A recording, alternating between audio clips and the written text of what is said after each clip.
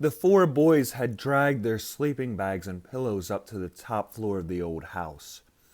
They had brought along flashlights because there wasn't any electricity in the attic. Now they were sitting around talking by the eerie glow of the lights. One of the boys, his name was Andrew, went over to the small window in one of the house's gables and peered out. "Look, you can see that old graveyard from here," he said. His friends, Tommy, Mark, and Richard, crowded behind him to stare out the small panes of the window. "You can even see the tombstones," Mark said. "They're all white in the moonlight, like ghosts." "My dad told me some old stories about that graveyard," Richard said. "When we first moved into this house, he said I should keep out of it at night." Andrew turned to Richard with a look of disgust. "And you're probably too scared to go in there anyway. It's only a graveyard with a bunch of dead people's skeletons a couple of feet under the ground. Do you think they're going to rise up and get you?" The other three boys laughed nervously. Then Mark said in a low voice, "Why don't you go out there right now if you think you're so brave?" Everyone turned to watch Andrew's face. He had picked up his flashlight again, and the eerie light was shining on his features. All of a sudden, a strange grin came over his face, and he said, "Okay, I'll show you guys. I'll do it. You can watch me from up here." "Come on, Mark was just kidding," Richard said. "And anyway, if my parents found out about this, I'd be grounded forever." "How would they find out?" Andrew said, pulling on his sneakers. "Listen, how will we know that you really go in?" Mark said. "You could just go down there and never go inside the cemetery. I want proof." "Like what?" Andrew said. "A skeleton?" "I've got an idea," Richard said. "There's that old white birch tree that grows right in the middle of the cemetery. You've all seen it, right?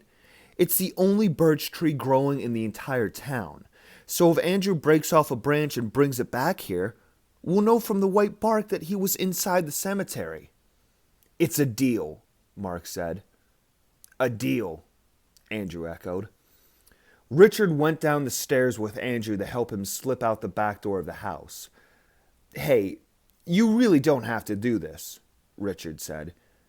"We can all just forget about it, you know?" "Just go back upstairs and wait for me," Andrew said.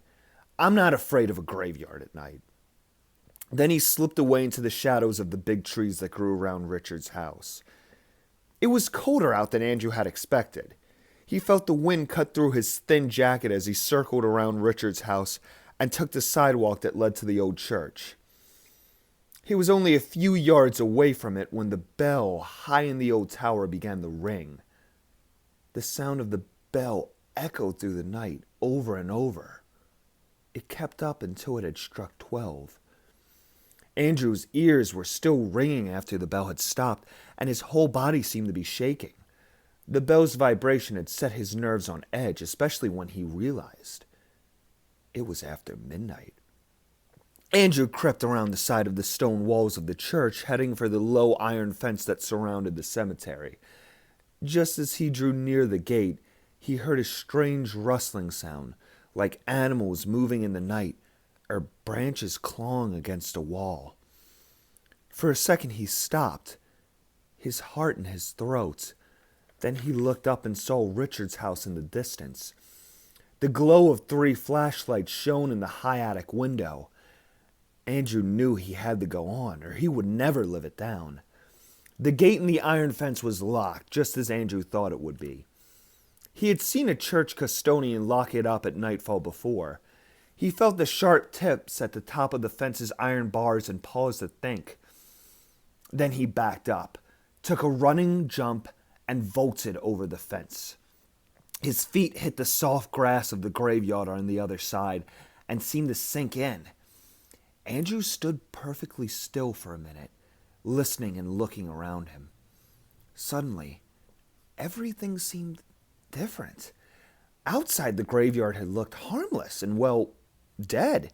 But inside that locked fence, it was different. The tombstones stood higher in the moonlight than he expected. Some of them were even taller than he was. They seemed to loom toward him, their cold white marble glowing in the night. Andrew began to walk among them toward the center of the graveyard. He couldn't seem to find a path and had to walk over the soft, soggy ground. As he picked his way through the tombstones, a small, low stone caught at his foot like a trap. Andrew stopped and suddenly heard a rattling sound behind him. He whirled around, but saw nothing except a large tombstone with a carved face staring back at him. The hair on the back of his neck seemed to stand up on end, and his body began to shiver even harder from the cold wind. Andrew started to run through the tombstones, anxious to reach the birch tree and carry out his dare. He told himself that he was letting his imagination go wild. But with every step he took, he seemed to hear a strange noise behind him. Yet when he turned around to look, all he saw were the tombstones sitting like cold, silent guards over the dead. Finally, several yards ahead, he saw the old birch tree, its white branches shining in the moonlight. Andrew knew he only had to go a little further, and he would get what he had come for. A low wooing sound vibrated through the air, sending chills through Andrew's body. It was an owl, he told himself. Just an owl. He looked up at a tree above him and caught sight of the moon. A dark cloud was beginning to move across it. Andrew started to run faster toward the birch tree. He was almost to it when suddenly he tripped on a low tombstone and sprawled face down on the soft, damp ground of the cemetery. And when he looked up and pulled himself to his feet, the moon had gone under the cover of the cloud. Andrew put both hands out in front of him and stumbled forward. It was pitch black in the graveyard now. Then suddenly, his right hand touched something cold and hard. He reached out for it with both hands and felt it. It must be the branch of the birch tree, he told himself.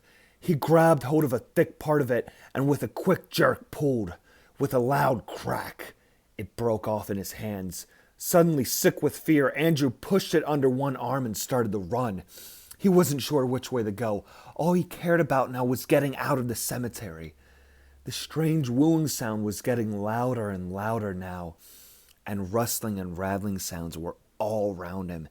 He couldn't see where he was going as he ran. Twice he stumbled and fell face down on the soggy earth, but he never let go of the birch branch tucked under his arm. He was determined to show his friends that he'd completed the dare. Andrew looked up and saw the shadowy hulk of the church looming in front of him. Then he felt his body bump right into the fence that surrounded the graveyard. He had to step back to get a running start to clear the fence. But as he backed up, he felt something grab at his coat. It tugged and seemed to try to pull him back into the graveyard. Andrew screamed and shook whatever it was off him. Then he started to run, and just as something grabbed at the back of his neck, he jumped and cleared the fence. He never stopped running until he reached Richard's back door.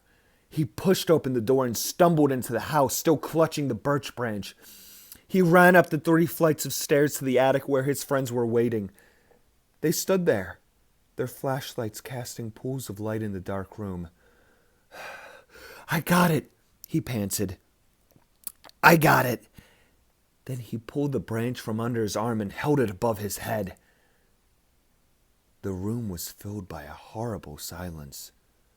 Mark, Tommy, and Richard didn't say a word. They stood staring at the thing he was holding with looks of terror on their faces. Andrew followed their eyes up to the cold, hard object he held in his trembling hands, and he saw that it was the arm of a skeleton, its bony fingers dangling down into his face.